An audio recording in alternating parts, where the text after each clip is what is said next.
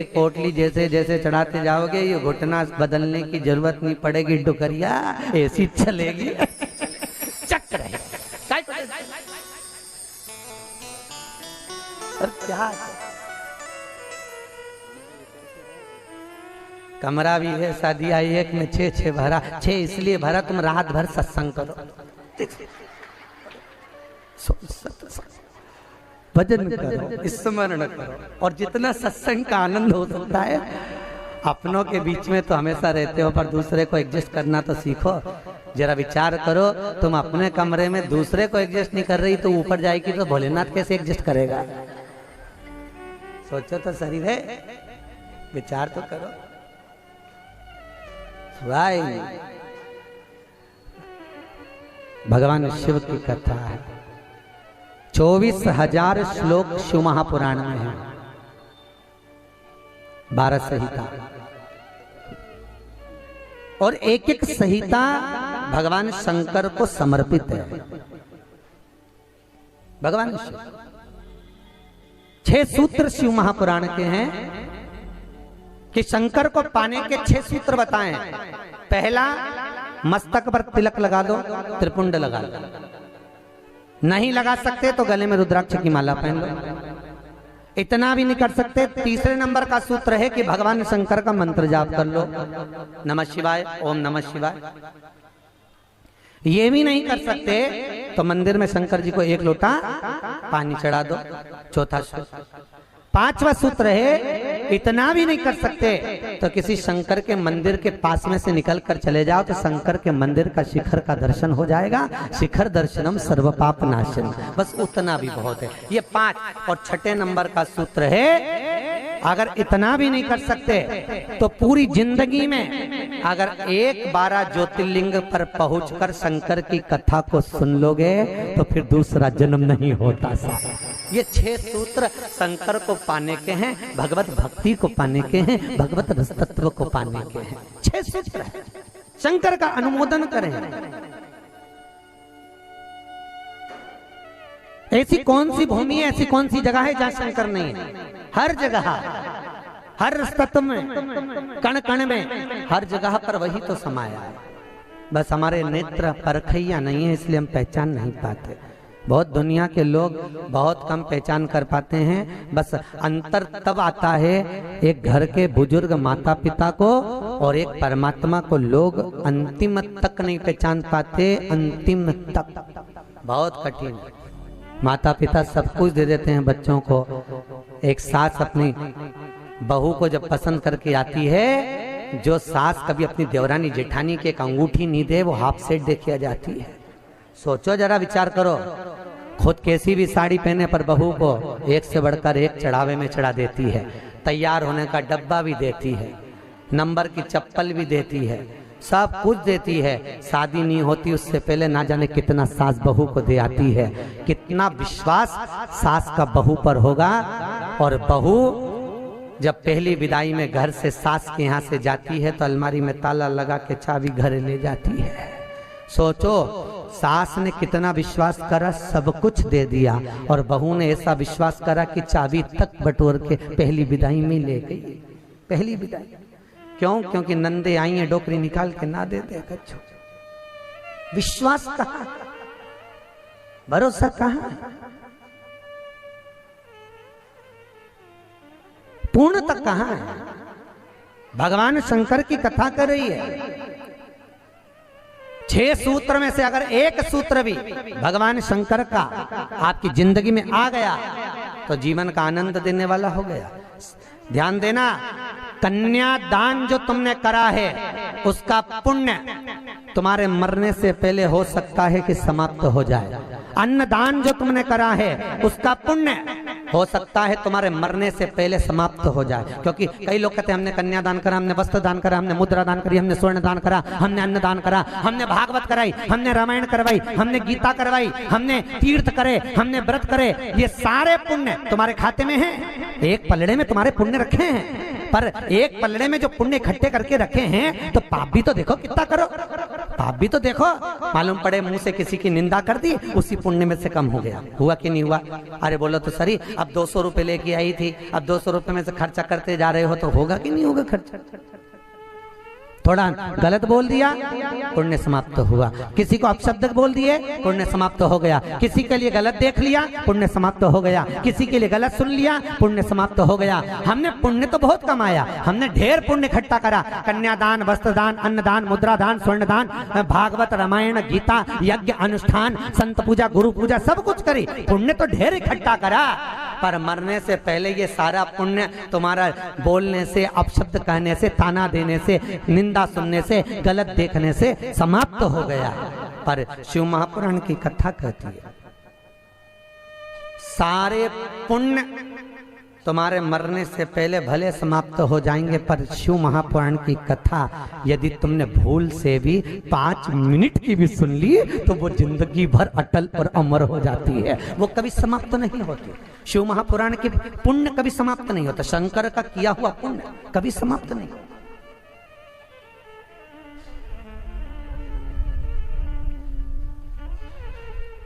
आज वो कोई कह रहा था, गुरुजी वो हम पोटलियां बना के लाए हैं तो एक एक मंदिर में पोटली चढ़ाए और कई चढ़ाए। हमने कहा लो, आए हो इतनी दूर तीर्थ करने के लिए, 5 रुपया 10 रुपया 2 रुपया करो, जो तुम्हारी मर्जी पड़े चढ़ाओ।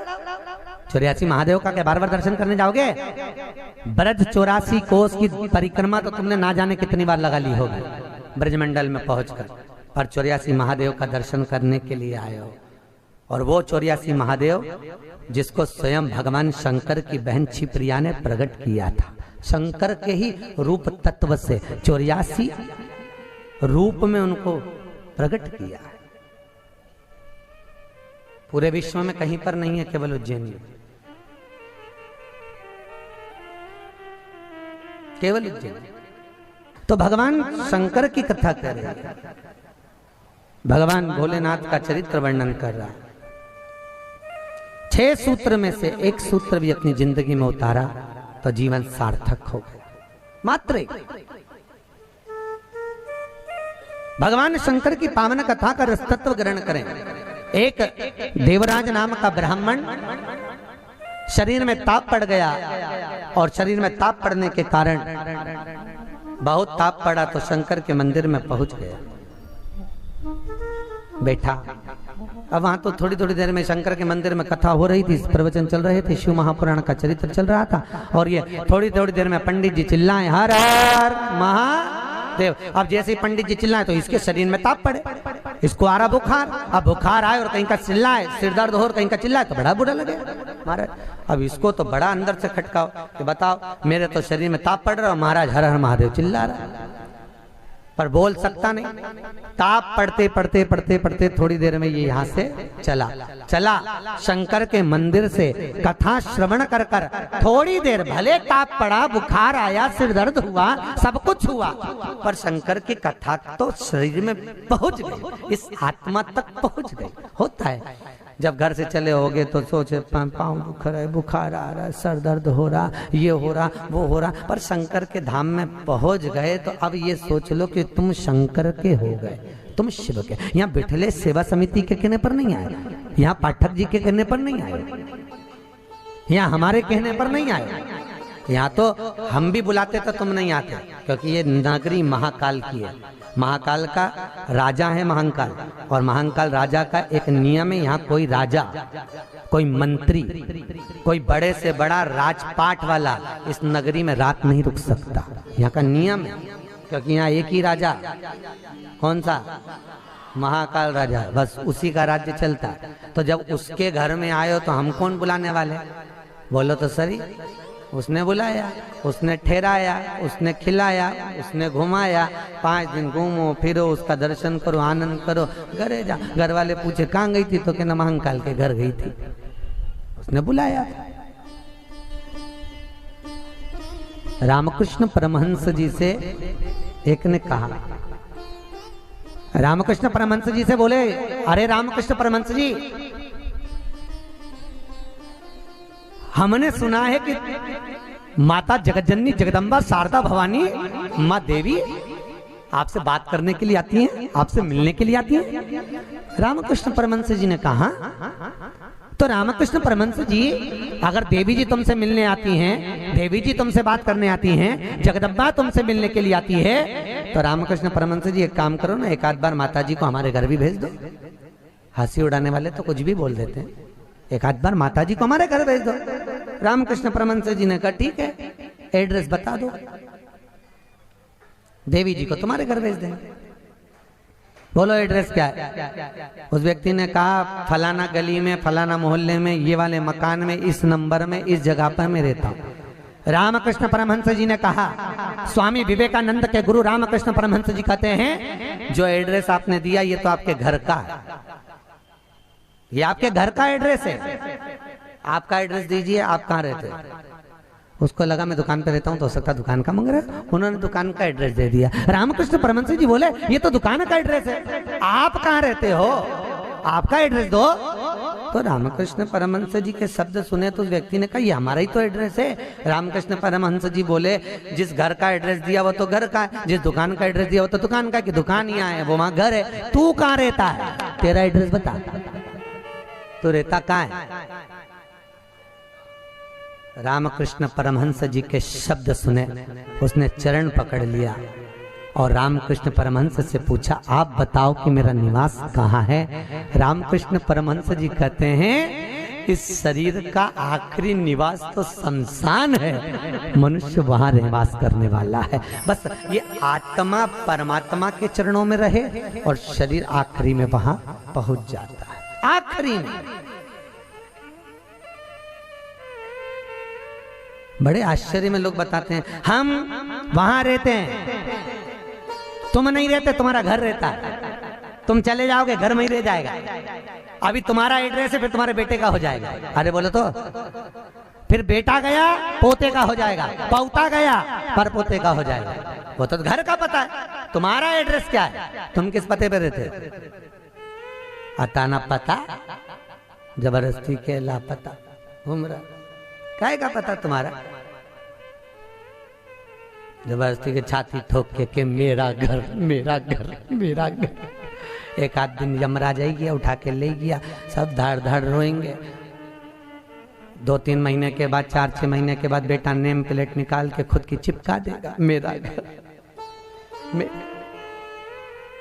काय का घर तुम्हारा?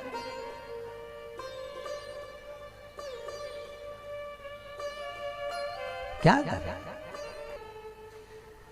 कहा सज धज के जिस दिन मौत की सहजादी आएगी, ना सोना। हमसे भी लोग कहते हैं गुरुजी तुम कथा वाचते हो, इतना सारा सोना मोना पहन के पहनते, तो हमने कहा जजमान लोग दें तो क्या नहीं पहने? अरे बोलो तो दीजिए, कहीं करे कहीं बाद में जोड़ जोड़ के औलाद के देखे ना, तो है तो तुम्हारे पास भी, बस तुम भी जोड़ जोड़ के लाख कर में, अलमारी में लाख कर में, और एक आध दिन मर गई और सारा पड़ा की पड़ा रह गया, ऊपर जाके याद करेगी वाला हार तो पहना ही नहीं, फिर कहीं मतलब का सब पहना, कहीं करे वो कर।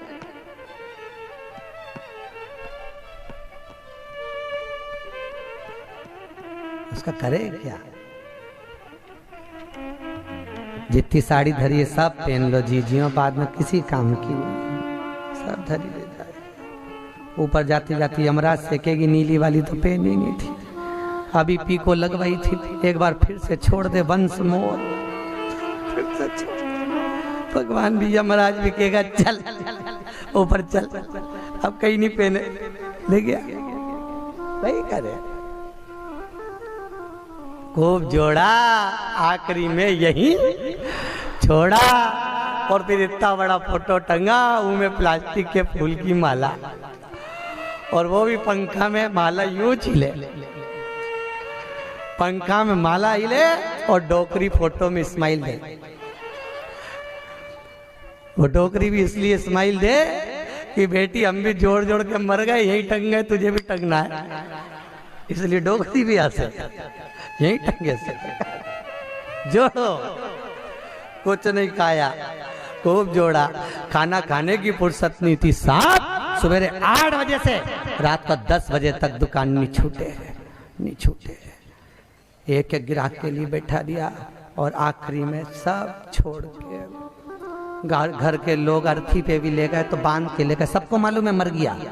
उसके बाद भी ना जाने क्यों बांध के ले जाते हैं और खींच खींच के बांध, खींच और खींच और खींच। अरे सबको मालूम है मर गया, कोई भगेगा थोड़ी ना, काय को खींच, हल्की बल्कि बांध दो, ले जाना तो है नहीं, और खींच खींच के बांधी, क्योंकि इनको डर इस बात का लग रहा, उठ के भग गया। अब उनको तो कुर्सी भरना, उसकी जगह दूसरे को ले गया तो इसी को ले चलो, जैसे कहा करो उसका क्या। सज धज के जिस दिन मौत की शहजादी आएगी, न सोना काम आएगा न चांदी। छोटा सा तू कितने बड़े अरमान हैं तेरे, मट्टी का तू सोने जैसा मान है तेरे। मेरे को नहीं जानते, मेरे को नहीं पहचानते। अरे भेरू तुझे तो सब जाने, मेरे को नहीं जानते। मट्टी का तू सोने जैसा मान है तेरे, मट्टी की काया एक दिन मट्टी मिल जाएगी, न सोना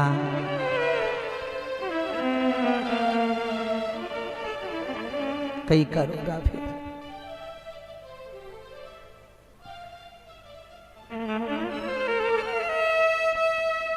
गीता वाटिका गीता प्रेस में कथा बाची, क्या 3-4 साल हो गए गीता प्रेस गीता वाटिका। उन्होंने कहा गीता वाटिका वालों ने, गुरुजी हमारे गीता प्रेस वालों की ओर से कैंसर हॉस्पिटल चलता है गोरखपुर में, आप चलिए। देखने गए, बड़े बड़े करोड़पति भी अटैची लेकर पैसे की खड़े थे कि मेरे पिता के कैंसर ठीक कर दीजिए। इनका ये पत्नी का कैंसर, अटैचियों में माल भरा था और कह रहे थे ये ठीक कर दीजिए। अटैचियों में माल भरा, काम आ सकता है, अटैची भर कर रखी हुई है। पर शिव महापुराण की कथा कहती है, जहां पर औषधि भी काम नहीं करती वहां पर शिव की करुणा काम कर जाती है और कृपा बरसा देती है। शिव की कृपा, शंकर करुणा करता। तुम एक बार विश्वास रखो उस शिव पर, उस शंकर पर। देवराज ने प्राणों को त्यागा, प्राणों को त्यागा तो भगवान शंकर के धाम में चले गया। क्योंकि भले 5 मिनट की भी कथा सुनी हो, चलते चलते भी अगर शिव महापुराण तुम्हारे कानों में पड़ गई हो, चलते चलते भी अगर तुम्हारे कानों में एक शब्द भी शंकर की कथा का मिल गया हो, तो वो शंकर की कथा कभी छिन्नित नहीं होती, वो शंकर से मिला देती है। शंकर शिव से मिला। देवराज मोक्ष पा गए। फिर अगला चरित्र सुनाया एक बिंदुक नाम का ब्राह्मण, जिसकी धर्मपत्नी का नाम था चंचुला देवी। बिंदुक जो भी लाता वो चंचुला को लाकर देता। क्यों देता? क्योंकि पति का नाम केवल पति है, पर पत्नी का नाम धर्मपत्नी है। पति कुछ भी कमाई कर लाएगा वो अपनी धर्म पत्नी को देगा, क्योंकि ये धर्म में लगाती रहेगी। अगर ये मेरी कमाई को धर्म में लगाएगी तो मुझे भी बैकुंठ तक तो ले ही जाएगी। ये धर्म पत्नी है, धर्म पत्नी।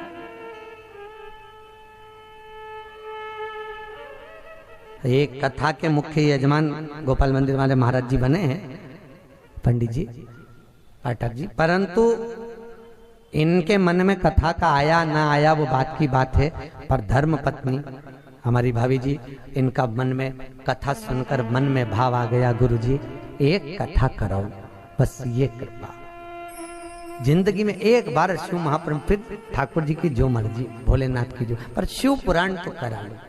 हजारों हजार भागवत, हजारों हजार राम कथा, हजारों हजार गीता का स्मरण करने पर भी जो पुण्य प्राप्त नहीं होता, वो मात्र एक दिन की, मात्र 5 मिनट की शिव महापुराण श्रवण करने से प्राप्त हो जाता है। साहब शंकर की कथा का रसतत्व ग्रहण करने से प्राप्त हो जाता है, मात्र एक क्षण की,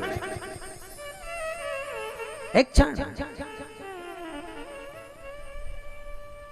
और बहुत किस्मत वाले हो साहब, आपके बच्चों ने, आपकी बहुओं ने, आपकी बेटियों ने, आपके परिवार वालों ने आपको जमा कर सूटकेस अटैची जमा कर भेजा है साहब। आपकी बहुओं को, आपके बेटों को, आपकी बेटियों को धन्यवाद दूंगा। उन्होंने कहा मम्मी जाओ, पापा जाओ, हम बोलते हैं, हम बुक कराते हैं। और मैं धन्यवाद दूंगा पाठक जी आपके भी बहन बेटियों को। उन्होंने कह दिया मम्मी तू कथा करवा, पापा आप लग रहो, अपन करते हैं व्यवस्था, सब आनंद होगा, कथा का मस्त हो। ये जीवन का सुख है साहब। याद रखना, कोई एक बेकार काम करते हैं तो हमारे पितरों को लोग देखने तक नहीं जाते, पर घर का एक व्यक्ति भी अगर पुण्य का कार्य कर लेता है तो उसके पूर्वजों की पीठ स्वयं नारायण जाकर थपथपाते हैं कि तेरे वंश में कोई पैदा हुआ जिसने सत्कर्म करा, सत्कर्म किया।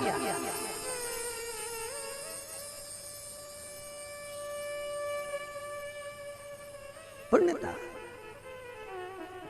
और ये मुख्य यजमान जो बने ये बहुत करोड़पति नहीं है, मंदिर के पुजारी जी हैं। भोपाल मंदिर में पंडिताई करते हैं, पूजा पाठ करते हैं।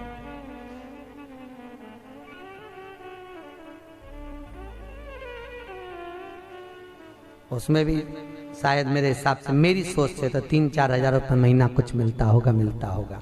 उसके बाद भी मन देखिए कि नहीं, कथा रस तत्व हो महाराज, श्रवण करें, जीवन का सुख पाए। और ये इनके ऊपर जो कृपा हुई है ये पूर्वजों की हुई है कहीं, और आपके ऊपर जो कृपा है, आप जो यहाँ महाकाल की नगरी में बैठे तो तुम्हारा तो है, पर तुम्हारे भी पितरों की ना जाने कितने पूर्वजों का आशीर्वाद होगा। उन्होंने धक्का मारकर तुम्हें महाकाल की नगरी में भेज दिया। कहीं पूर्वजों की, कहीं पितरों का आशीर्वाद, कहीं आहूत और वासुकों का आशीर्वाद जो हमको परमात्मा की शरणागति तक लेकर जा रहा है, भगवान के चरणारविंद तक लेकर। बिंदु को जो लेकर आता वो चंचुला देवी को देता, चंचुला देवी उसको भोग में लगा लेती है, पर चंचुला कभी धर्म में नहीं लगाती।